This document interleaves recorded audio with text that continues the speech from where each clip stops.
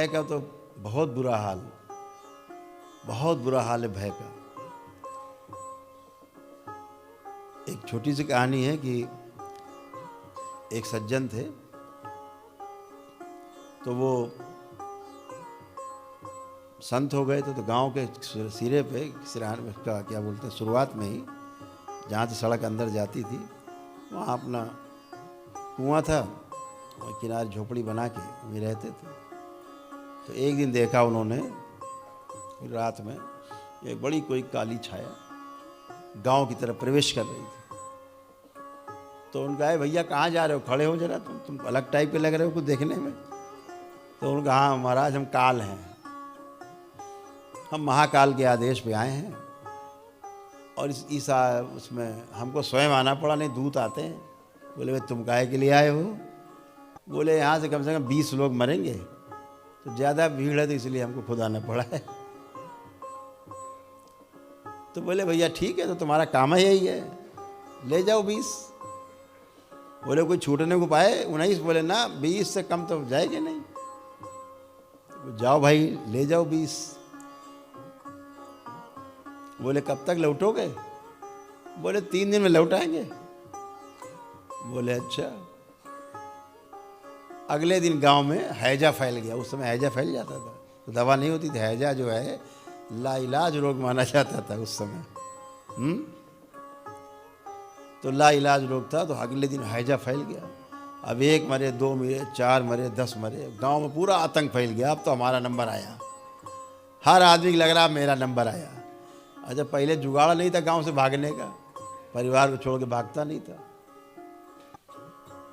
अब 10 मर गए, 15 मर गए, 20 मर गए, आतंक फैला। 40 मर गए, 50 मर गए, 70, 80 मर गए। अब महाराज जी बोले 3 दिन को बोला था, ये तो घुस गया, निकल ही नहीं रहा वहां से, सबको मारे डाल रहा है। 20 बोले 70 मार दिए। वो निकले वहां से 10-12 दिन बाद।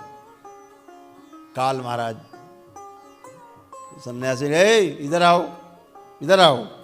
क्या हो गया महाराज, इतना नाराज काहे हो? बोले तुम महा झूठे आदमी यार, तुम तो 20 कहे थे 70 मार दिए। तुमको किसका भय, मौत को किसका भय? अब तुम तो खुद ही मृत्यु हो, दाता हो, मौत हो, काल हो साक्षात। पहले ही बता देते भैया 70 मारेंगे हम, 20 काहे कहे? बोले महाराज देखो बात तो यही सही है, हम तो 20 ही लेने आए थे, अब 50 भय के मारे मर गए। अब हम क्या करें, हमें तो मजबूरी उन्हें ले जाना, मर गए। तो ये भय के मारे मरे 50।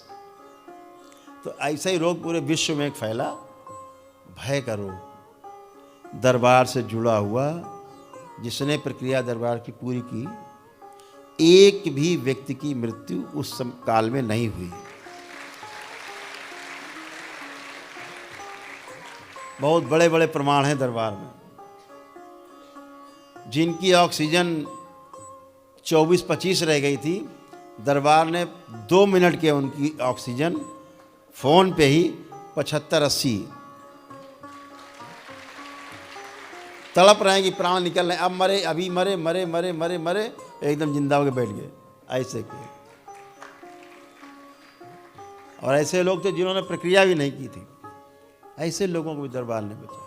और उस काल में यहाँ जितने लोग बैठे हो ना, इतने लोग यहाँ रह गए थे, फंस गए थे, बाकी चले गए। जितने लोग रह गए थे, निकलते इतने लोग रह गए थे।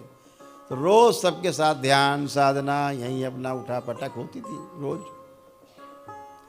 खूब ध्यान साधना होती थी सब यहीं पे, प्रतिदिन संकल्प होते थे। और सब ऐसे ही बैठते थे, सब एक साथ ही सोना, एक साथ भोजन बनना, एक साथ खाना, एक साथ रहना।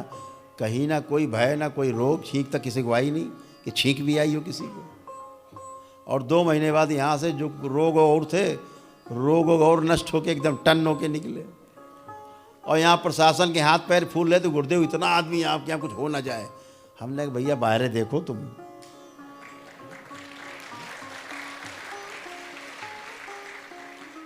ये दरबार तो भय और भ्रम से मुक्त है, इसलिए यहाँ भ्रम और भय नहीं चले, उसकी नहीं चलेगी। यहाँ 20, वहाँ 20 जाने 20 ही जाएंगे, 70 नहीं जा सकते, जुगाड़ नहीं। ऐसा कोई जुगाड़ नहीं, प्रकृति के विरुद्ध कुछ नहीं होगा। तो ये सब भ्रम से और भय से मुक्त मानो, अर्थात भक्त है। तो जो निर्भय हो गया है वही भक्त है। आप निर्भय हैं, तमाम आगे बढ़ सकते हैं, आगे बढ़ने का रास्ता आपके पास है।